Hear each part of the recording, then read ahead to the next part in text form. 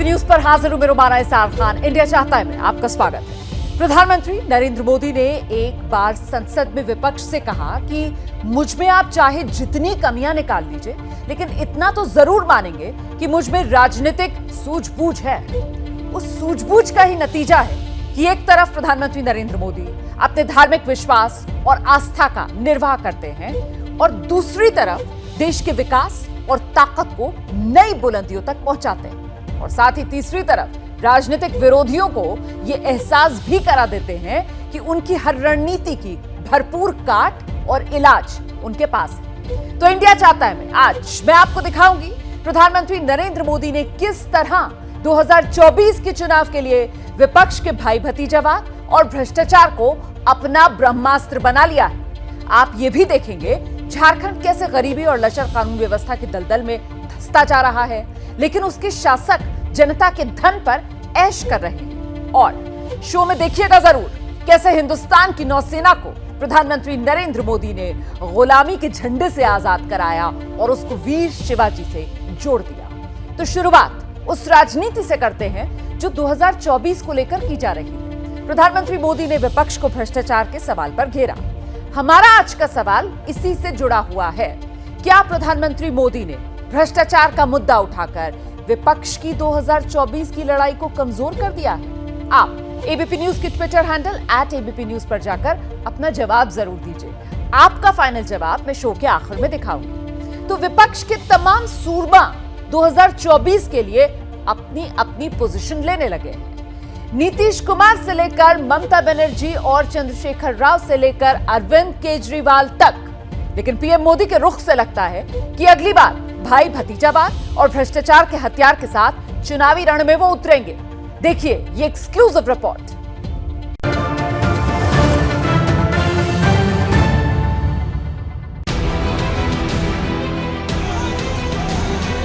मैं नरेंद्र दामोदर दास मोदी ईश्वर की शपथ लेता हूं कि मैं विधि द्वारा स्थापित भारत के संविधान के प्रति सच्ची श्रद्धा और निष्ठा रखूंगा।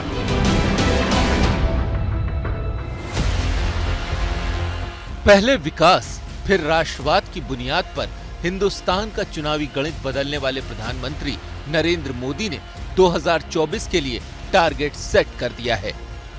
टारगेट ये नहीं कि कितनी सीट जीतेंगे, टारगेट ये है कि किन मुद्दों पर जीतेंगे। तरक्की के आसमान में अपने प्रयास से सुराग करने वाले पीएम मोदी जानते हैं कि भ्रष्टाचार कैसे विकास की कोशिशों को खोखला बनाता है। तो उसी मुद्दे पर उन्होंने विपक्ष को घेरने की रणनीति का ऐलान कर दिया कि जैसे जैसे भ्रष्टाचारियों पर एक्शन हो रहा है, तो देश की राजनीति में नया पोलराइजेशन भी शुरू हो गया है। भ्रष्टाचार और भ्रष्टाचारियों को बचाने के लिए कुछ राजनीतिक दल खुलकर के सामने आ गए हैं, संगठित होने का प्रयास कर रहे हैं। प्रधानमंत्री नरेंद्र मोदी का ये बयान केरल में आया, लेकिन इसकी गूंज तेलंगाना से लेकर बिहार तक 2024 वाली चल रही विपक्षी राजनीति तक सुनाई पड़ी। 24 घंटे पहले तेलंगाना के मुख्यमंत्री के चंद्रशेखर राव ने पटना जाकर बिहार के मुख्यमंत्री नीतीश कुमार से पीएम पद पर उठक बैठक कराई थी। जहां विपक्षी नेताओं के सपने 2024 के लाल किले से टकरा रहे हैं, वहीं पीएम मोदी ने उन नेताओं को भ्रष्टाचार पर आईना उसी लाल किले से दिखा दिया था। जहां लोग गरीबी से जूझ रहे हैं, जब ये तरफ से देखते हैं, एक तरफ वो लोग हैं जिनके पास रहने के लिए जगह नहीं है, दूसरी तरफ वो तरफ लोग हैं जिनको अपना चोरी किया हुआ माल रखने के लिए जगह नहीं है। ये स्थिति अच्छी नहीं है। पीएम मोदी के हर एक बयान में राजनीति की बारीक समझ समाई होती है। लाल किले से उन्होंने देश को इशारा कर दिया था कि अगली बार भा से भ्रष्टाचार और भा से भाई भतीजावाद को खत्म करके भा से एक नया भारत बनाया जाएगा। लेकिन वक्त की दीवार पर लिखी इस इबारत को विपक्ष पढ़ नहीं पाया। दूसरों की बैसाखी पर बिहार चलाने वाले नीतीश कुमार की आंखों में 2024 वाले ख्वाब तैरने लगे और यही ख्वाब तेलंगाना वाले केसीआर की आंखों में भी हैं। 50 मिनट हो गया। अरे ये सब सवाल काहे के लिए पूछ? सबको अपोजिशन को यूनाइट करने की कोशिश हम लोग करेंगे तो हम लोगों की राय है, बात है, सबको मिलके करेंगे। विपक्ष के दो मुख्यमंत्री एक साथ मिले, दोनों ही पीएम मोदी को 2024 में हटाना चाहते हैं। दोनों ही नए समीकरण का खेल बना रहे हैं। वैसे समीकरण दिल्ली में बैठकर केजरीवाल भी बना रहे हैं और कोलकाता में बैठकर ममता बनर्जी भी। लेकिन वो कहते हैं ना कि 100 सुनार की और 1 लोहार की। पीएम मोदी ने भाई भतीजावाद और भ्रष्टाचार वाले दमदार हथौड़े से विपक्ष के उस ख्वाब को चकनाचूर कर दिया जो हर राज्य की राजधानी में दिख रहा है। दिल्ली का लड़ाई हमारा आखिरी लड़ाई है, बीजेपी को हटाना और बांग्ला को ठीक रख के दिल्ली से भी जब कोई नहीं रोल लड़ सकता है, हम लोग वादा करती हूँ हम लोग 24 में बीजेपी के उधर से हटाएंगे। ममता बनर्जी प्रधानमंत्री मोदी को 2024 में हटाना चाहती हैं, लेकिन उनके सपनों पर पीएम मोदी ने भाई भतीजावाद और भ्रष्टाचार के आरोपों का पानी फेर दिया। ममता बनर्जी अपने सांसद भतीजे अभिषेक बनर्जी को अपने वारिस के रूप में आगे बढ़ा रही हैं। अभिषेक बनर्जी की पत्नी रुजिरा बनर्जी पर कोयले के अवैध खनन मामले में सीबीआई जांच चल रही है। वहीं ममता के मंत्री रहे पार्थ चटर्जी को शिक्षा घोटाले में ईडी ने गिरफ्तार कर लिया। ममता के 2 मंत्री फिरहाद हकीम और सुब्रत मुखर्जी को नारदा स्टिंग मामले में सीबीआई गिरफ्तार कर चुकी है।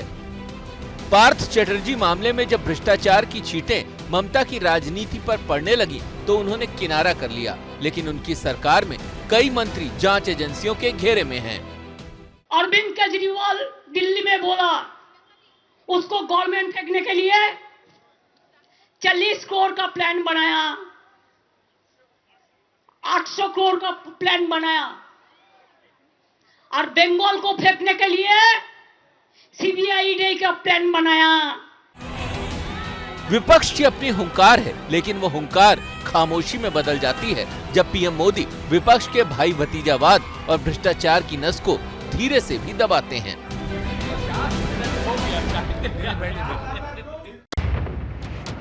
लेकिन यहाँ भी भ्रष्टाचार सिर चढ़कर बोल रहा है। नीतीश कुमार ने परिवारवाद की राजनीति नहीं की, लेकिन उनके राजनीतिक भतीजे के रूप में तेजस्वी यादव सामने हैं। जब दोनों एक दूसरे के विरोधी थे तब भी ये रिश्ता झलक ही जाता था।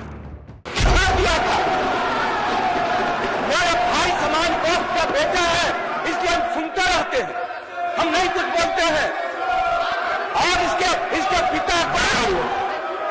पिता को किसने बनवाया था? आपको याद होगा कि 2017 में नीतीश कुमार ने महागठबंधन को इसलिए छोड़ा था कि लालू परिवार के भ्रष्टाचार के आरोपों को वो अपनी सरकार के कंधों पर ढोना नहीं चाहते थे। और हम बार बार कहते रहे अपने भाषणों में कि कफन में कोई जेब नहीं होता है, जो भी है यहीं रहेगा।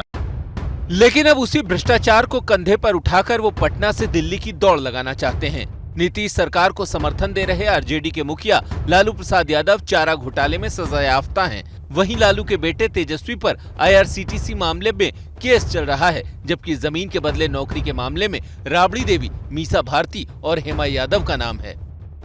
एक वक्त लालू पर भ्रष्टाचार का आरोप लगाकर ही नीतीश कुमार बिहार में उनका विकल्प बने थे। आज वही लालू परिवार का भ्रष्टाचार है, पीएम मोदी का प्रहार है और नीतीश का बचाव है। सर, काफी लोगों की इच्छा है प्रधानमंत्री बनाने की, नारा लगा रहे हैं। सब कुछ छोड़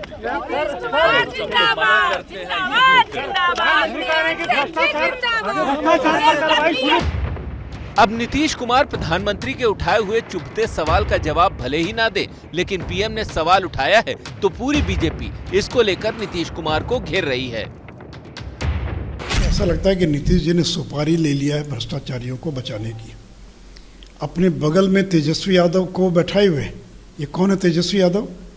जिनका 750 करोड़ का मॉल बन रहा था, आईआरसीटीसी घोटाला, जिसके सारे कागजात इन्हीं लोगों ने दिया था सीबीआई को। लगभग 1000 से ऊपर बीजेपी के विधायक हैं 300 से भी ज्यादा सांसद हैं, किसी एक के घर भी छापा पड़ा? मतलब बीजेपी के जो लोग हैं वो दूध के धुले हैं क्या? अगर उनके यहाँ छापा नहीं पड़ रहा है तो बचा कौन रहा है? ऐसा नहीं है कि भ्रष्टाचार के आरोप सिर्फ पश्चिम बंगाल और बिहार की हुकूमतों को ही परेशान कर रहे हैं, बल्कि दूसरे राज्यों में भी यही हाल है। दिल्ली में अरविंद केजरीवाल के समर्थक भी प्रधानमंत्री की रट लगाने लगे हैं। अरविंद केजरीवाल जी प्रधानमंत्री होते देश के और मैं किसी दूसरी पार्टी का शिक्षा मंत्री किसी राज्य में होता तो यकीनन अरविंद केजरीवाल जी बुला के गले लगाते, प्यार से बिठाते, पूछते कैसे कर रहे हो। भ्रष्टाचार का आलम यह है कि केजरीवाल के मंत्री सत्येंद्र जैन शेल कंपनियां बनाकर अवैध लेन देन के आरोप में जेल में हैं। केजरीवाल के दूसरे मंत्री मनीष सिसोदिया पर सीबीआई की गिरफ्तारी की तलवार लटक रही है। महाराष्ट्र में शरद पवार की पार्टी के नेता और उद्धव सरकार में मंत्री रहे नवाब मलिक और अनिल देशमुख भ्रष्टाचार के मामले में जेल में हैं। वहीं कांग्रेस में सोनिया गांधी और राहुल गांधी पर नेशनल हेराल्ड का मामला चल रहा है। भ्रष्टाचार के ब्रह्मास्त्र से पीएम मोदी ने 2024 के चुनावी रण को जीतने का प्लान बना लिया है, लेकिन विपक्ष में नए दावेदार के रूप में उभरे नीतीश कुमार का चुनावी फॉर्मूला कुछ और है। उनको बैर पीएम मोदी वाली बीजेपी से है, उस बीजेपी से नहीं जिसके नेता कभी अटल बिहारी वाजपेयी होते थे। अटल बिहारी वाजपेयी देश के प्रधानमंत्री के साथ जो काम करने का मौका मिला, किस तरह से काम और किस तरह से उन्होंने सब लोगों का ख्याल रखा, और यहाँ पर भी बिहार के लोगों ने काम करने का मौका दिया है, कोई भी साथ रहे और पिछले वर्षों से कितना काम कर रहे हैं। अब कोई है केंद्र में अपना कुछ पूछते रहते हैं, हम सब पर ध्यान ही नहीं देते। वाजपेयी के बहाने नीतीश कुमार गठबंधन राजनीति का नया दौर शुरू करना चाहते हैं। मकसद साफ है कि गठबंधन का दौर आएगा तभी तो उनकी भी लॉटरी लग सकती है। इसे मामला बड़ा दिलचस्प है। एक तरफ विपक्ष के ये कई मुख्यमंत्री जो ख्वाब सजा रहे हैं 2024 में पीएम बन जाने का, और दूसरी तरफ झारखंड के मुख्यमंत्री हैं हेमंत सोरेन। हेमंत सोरेन को लगता है कि किसी तरीके से उनकी कुर्सी बच जाए, और कुर्सी नहीं बची अगर तो फिर उनकी ऐश चलेगी कैसे। उन्होंने 1 महीने के लिए चार्टर्ड विमान किराए पर लिया है। खर्चा झारखंड की जनता की गाढ़ी कमाई से निकाला जाएगा और सोरेन सरकार को बचाने में उनके विधायकों की मौज मस्ती में उड़ा दिया जाएगा। ये एक्सक्लूसिव रिपोर्ट देखिए।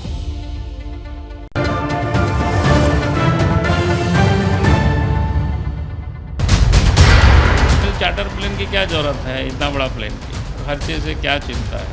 क्या बोलते हैं 32 महीना से तो लूटे आ ही रहे हैं। रामराज है साहब, यहाँ तो शौक तो पूरी करनी चाहिए। कोई कह दे जाके निजाम से हमारी दोस्ती है आवाम से।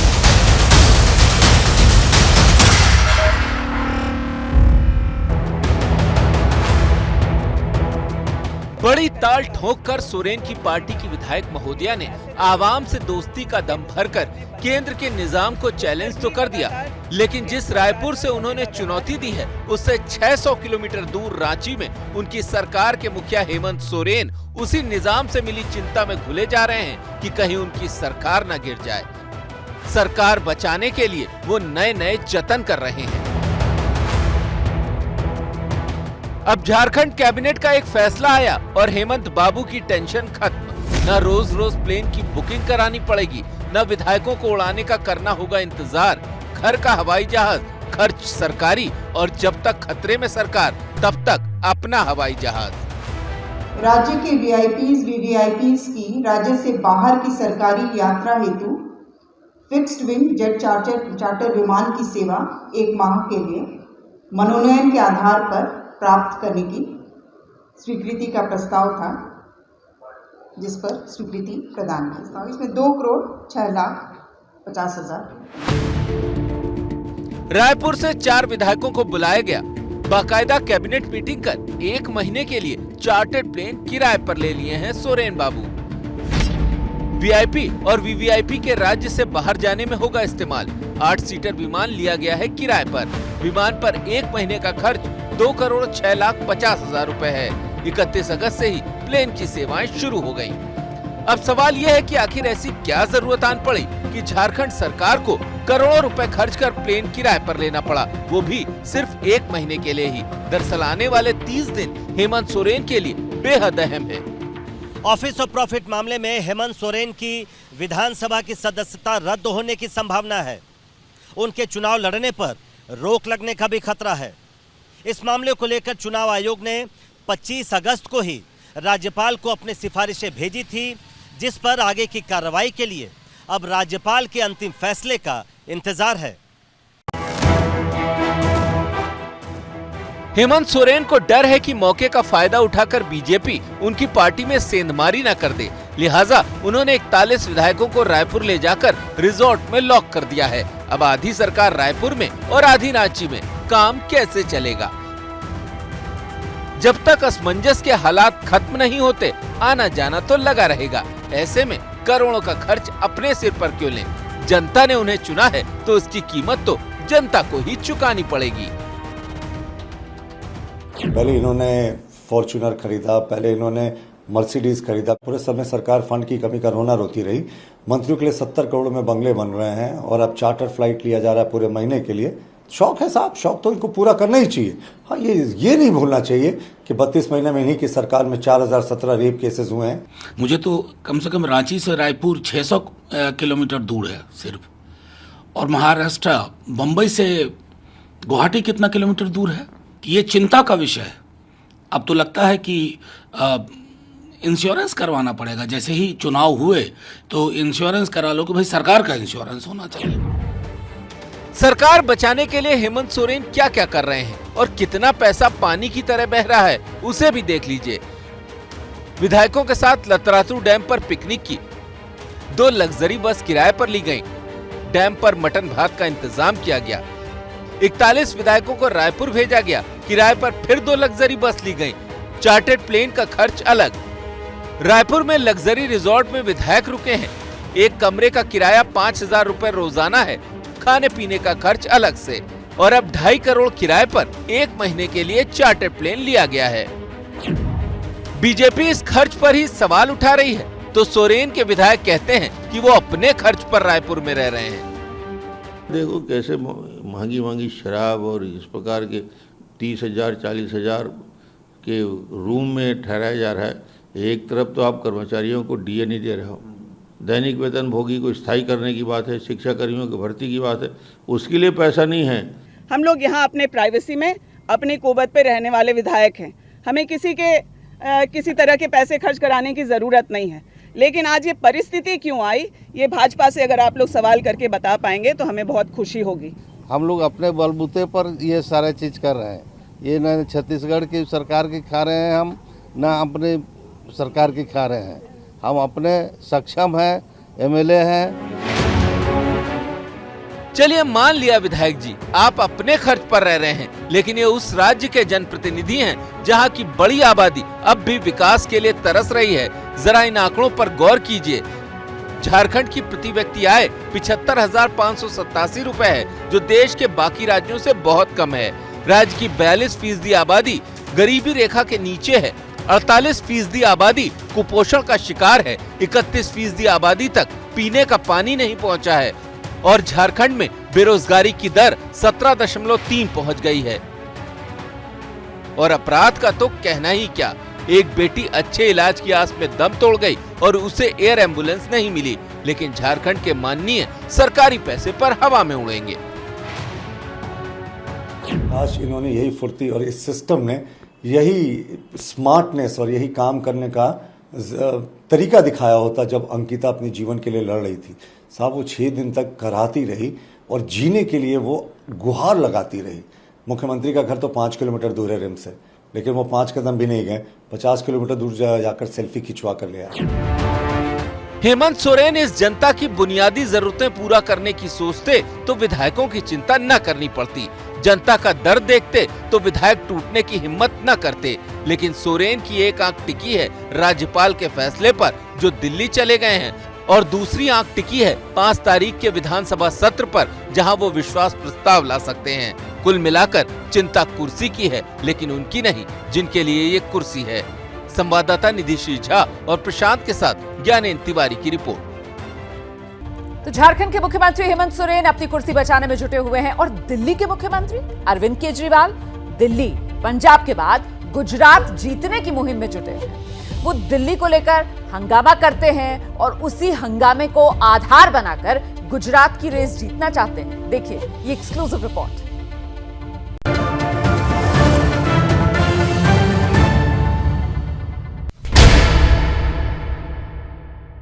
तो सब कह रहे हैं ये गुजरात की वजह से हो रहा है। लोग तो कहते थे इनका गढ़ है, कोई गड़बड़ नहीं है, गढ़ टूट रहा है, इनका किला ढहरा है। अगर आज हम गुजरात चुनाव अनाउंस कर देना भाई गुजरात चुनाव हम नहीं लड़ेंगे, ये सारी इंक्वायरी बंद हो जाएगी, सारी ईडी बंद, सीबीआई बंद, सब खत्म। और तो छोड़ो, इन्होंने गरबा जो डांस है, गुजरात की जो संस्कृति है, पूरी दुनिया के अंदर गरबा डांस के नाम से गुजरात जाना जाता है, गरबा डांस के ऊपर इन्होंने टैक्स लगा दिया। जब से इन्होंने मनीष सिसोदिया क्या रेड मारी है, गुजरात में हमारा 4% वोट शेयर बढ़ गया। सदन दिल्ली विधानसभा का, मुद्दा दिल्ली का, लेकिन क्या करें अरविंद केजरीवाल, जुबान पर बार बार गुजरात आ ही जाता है। सवाल वोट का जो है। एक हफ्ते में केजरीवाल 3 बार दिल्ली विधानसभा में बोले। तीनों बार उनके भाषण में गुजरात का जिक्र आया। पहली बार ऑपरेशन लोटस पर चर्चा थी, दूसरी बार विश्वास मत का प्रस्ताव रख रहे थे, तीसरी बार विश्वास मत प्रस्ताव पर जवाब दे रहे थे। द ड्रामा कंटिन्यूज, ये कहना अतिशयोक्ति नहीं होगा। फिर से एक बार विधानसभा के पटल का दुरुपयोग करके जिस प्रकार से अरविंद केजरीवाल जी ने वहां कुलचित राजनीति की और झूठ झूठ और झूठ हम सबके सामने परोसा। जिस दिन मनीष सिसोदिया जी अरेस्ट होंगे 3-4 दिन के अंदर, तो गुजरात में इनका वोट प्रतिशत बढ़ के 6% हो जाएगा। ये हिंदुस्तान की जनता भली प्रकार से समझ रही है, ये सब आप जानते थे और इसीलिए आपने फाइल पे साइन नहीं किए थे। बिना फाइल साइन किए आपने एलजी को भेजा था। सवाल ये कि क्या दिल्ली के जरिए गुजरात के वोटरों को साध रहे हैं अरविंद केजरीवाल? क्या दिल्ली में चल रहे सियासी घमासान से अरविंद केजरीवाल को गुजरात में फायदा नजर आ रहा है? चलिए जरा गुजरात वाली इस क्रोनोलॉजी को समझने की कोशिश करते हैं। दिल्ली में जाम पर बवाल की खबर से आम आदमी पार्टी और अरविंद केजरीवाल चर्चा में आ गए हैं, जिसका फायदा उन्हें गुजरात में हो सकता है। ऑपरेशन लोटस के जरिए वो अपनी पार्टी को टारगेट बनाने के बहाने संवेदना बटोर सकते हैं। दिल्ली के बहाने वो ये बताना चाहते हैं कि बीजेपी के मुकाबले में उनकी ही पार्टी मजबूती से खड़ी है, यानी बीजेपी का विकल्प वही है। दिल्ली के सदन से गुजरात की चर्चा करके वो बताना चाहते हैं कि गुजरात उनके लिए कितना अहम है। और सबसे खास बात ये कि दिल्ली मॉडल को वो गुजरात की जनता तक पहुंचाने की कोशिश में है। भले ही सीबीआई के छापे के चलते भ्रष्टाचार के गंभीर आरोप में अरविंद केजरीवाल की सरकार घिरी है, लेकिन वो बार बार गोलपोस्ट बदल देते हैं। कभी ऑपरेशन लोटस की बात करके तो कभी उपराज्यपाल पर भ्रष्टाचार का आरोप लगा के, लेकिन इन मुद्दों से उठी आग को ठंडा नहीं होने देना चाहते। जब ये खादी के अध्यक्ष थे, उस समय अपनी बेटी को खादी के लॉन्च की डिजाइनिंग का ठेका दिया। गुजरात अरविंद केजरीवाल के लिए कितना अहम है, इसे इस बात से समझिए कि उपराज्यपाल के साथ होने वाली साप्ताहिक बैठक, जिसमें दिल्ली के विकास की समीक्षा होती है, उसे कैंसिल कर अरविंद केजरीवाल गुजरात चले गए। द्वारिका पहुंचे तो श्री कृष्ण की भक्ति में रम गए। 24 घंटे बिजली, जीरो बिल, ये भगवान श्री कृष्ण का वरदान है मेरे को। ये जादू केवल केजरीवाल को आता है और किसी को नहीं आता। इनके पास पूरी सेना है, इनके पास पूरी ताकत है, इनके पास पुलिस है, आर्मी है, एयरफोर्स है, सीबीआई है, ईडी है। हमारे साथ भगवान श्री कृष्ण है। हिंदुत्व और राष्ट्रवाद वाली राजनीति का ये वो चक्र है जिसे प्रधानमंत्री मोदी की नकल करके केजरीवाल चला रहे हैं। वो मंदिर मंदिर जा रहे हैं, त्रिपुंड लगा रहे हैं। ये वही केजरीवाल हैं जो दिल्ली में सेकुलर हैं, लेकिन गुजरात में बिल्किस बानो की बात आती है तो मौन हो जाते हैं। चाहे पहाड़ हो, चाहे मैदान हो, चाहे उत्तराखंड हो, बिहार हो, उत्तर प्रदेश हो या महाराष्ट्र हो, सैलाब का कहर हर तरफ जारी है। अब आपको मैं बाढ़ की वो 5 तस्वीरें दिखाने जा रही हूं जिसमें आसमान से आफत बरसी और धरती पर बर्बादी के रूप में फैल गए। पहाड़ पर बाढ़ आई, सड़क पर पानी की धार बहने लगी और उसमें फंस गई एक कार। ये तस्वीर बद्रीनाथ और हेमकुंड के बीच टंगड़ी नाले की है, जहां एक गाड़ी फंसी तो लंबी जाम लग गई। वहीं उत्तराखंड में ही पूरी तरह बर्बाद इस सड़क को देखिए। बारिश हुई, जमीन धंसी और सड़क मिट्टी में मिल गई। पहाड़ से बिहार के मैदानी इलाके में चलिए। ये तस्वीर वैशाली की है, जहां गंगा उफान पर है, मिट्टी कटान पर है। एक तो ऐसे ही वैशाली में राघोपुर का दियारा गंगा और गंडक से घिरा है, उस पर से ये तेज उफान बर्बादी ला रही है।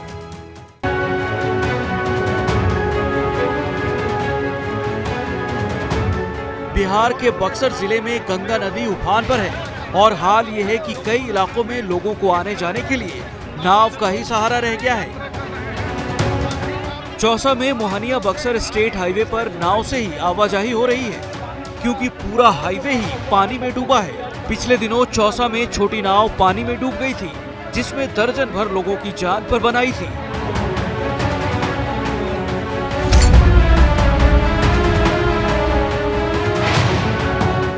महाराष्ट्र के नासिक में गोदावरी नदी का पानी नदी से निकलकर मंदिर तक पहुंच गया है। हनुमान जी की मूर्ति भी आधा से ज्यादा पानी में है।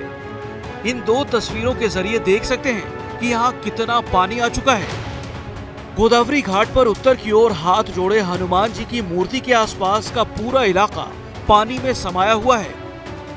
हर साल जब नदी में पानी का बहाव तेज होता है तो यही तस्वीर दिखती है। प्रधानमंत्री मोदी ने आज INS विक्रांत देश को समर्पित किया।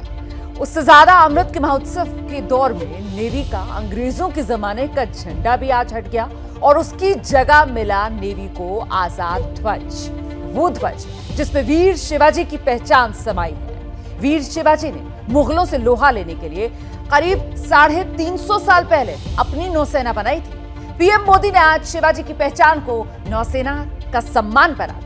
दिखाते हैं आपको हमारी एक्सक्लूसिव रिपोर्ट।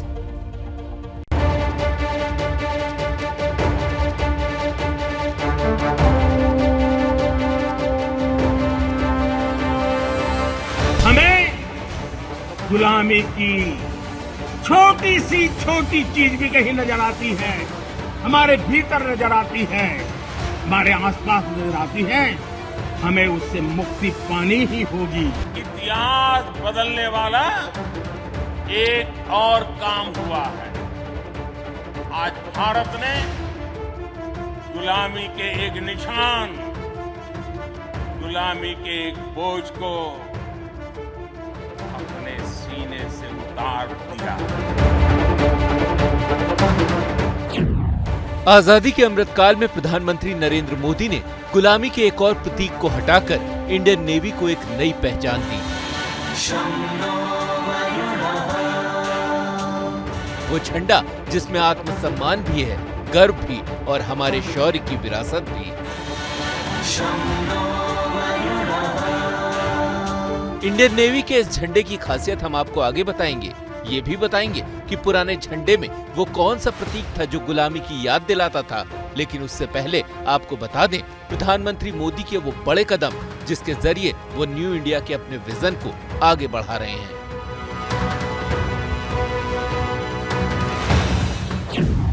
पीएम ने आज INS विक्रांत को देश को सौंपा। INS विक्रांत आत्मनिर्भर भारत की दिशा में सबसे बड़ा कदम है। इंडियन नेवी का झंडा बदला, नया झंडा स्वराज का सबूत है। बूंद बूंद जल से जैसे विराट समंदर बन जाता है, वैसे ही भारत का एक एक नागरिक वोकल फॉर लोकल, अगर वोकल फॉर लोकल के मंत्र को जीना प्रारंभ कर देगा तो देश को आत्मनिर्भर बनने में अधिक समय नहीं लगेगा। अब आपको बताते हैं कि इस नए झंडे की खासियत क्या है। इसमें गुलामी के प्रतीक सेंट जॉर्ज क्रॉस को हटा दिया गया है। ये क्रॉस आजादी के बाद से ही इंडियन नेवी के झंडे में बना रहा। इंडियन नेवी के नए झंडे में बाईं तरफ तिरंगा है। नौसैनिक क्रस्ट को फिर से ध्वज में शामिल किया गया है। दूसरी तरफ अष्टकोणीय आकार के अंदर सुनहरे रंग का अशोक चिन्ह है। इसके नीचे नौसेना का आदर्श वाक्य शम नो वरुणः लिखा है।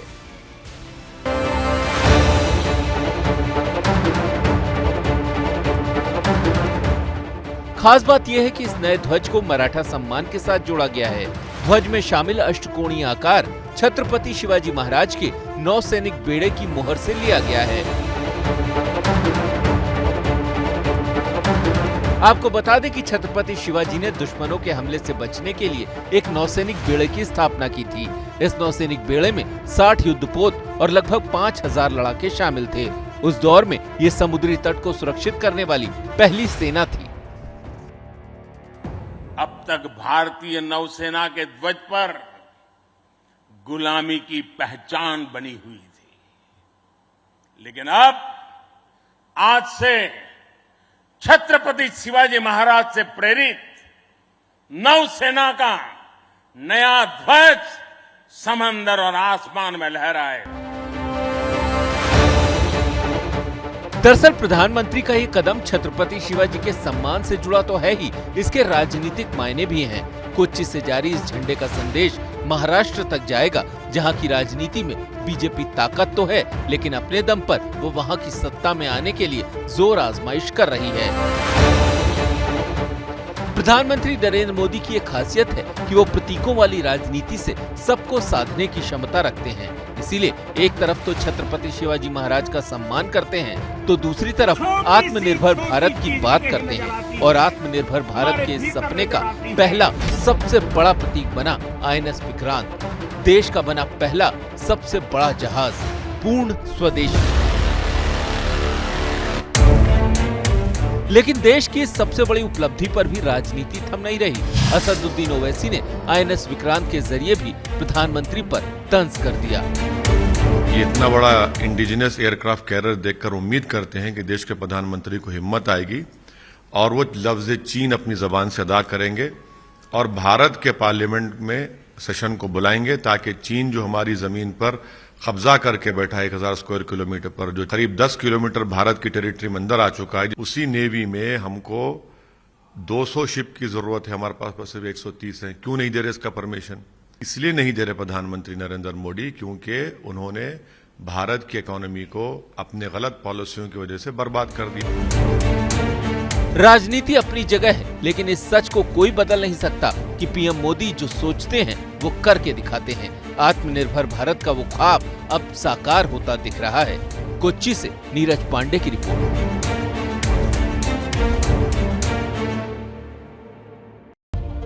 और अब बारी है आज की लीड स्टोरी पर आपकी राय जानने की। हमारा आज का सवाल, क्या प्रधानमंत्री मोदी ने भ्रष्टाचार का मुद्दा उठाकर विपक्ष की 2024 की लड़ाई को कमजोर कर दिया है? जवाब आपके आ गए हैं, आंकड़ों में अपनी राय जान लीजिए आप। ये आंकड़ा आपके सामने 54% लोगों का जवाब हाँ में है, 46% लोग ना में जवाब दे रहे हैं। फिलहाल इंडिया चाहता है में मुझे इजाजत दीजिए। क्या मजबूरी है मेरी, बताइए। मैं अभी आपको बताती हूँ कि मैंने ओए होए होए होए नमकीन के चटकारे लेते हुए टकटकी मार के डिबेट शो को पॉज रिपीट कर करके देख रहे हैं जोगिंदर जी। इनकी तरह आप भी देखें अपनी फेवरेट डिबेट्स को रिपीट कर और डाउनलोड कीजिए ABP लाइव ऐप अपने स्मार्ट टीवी पर।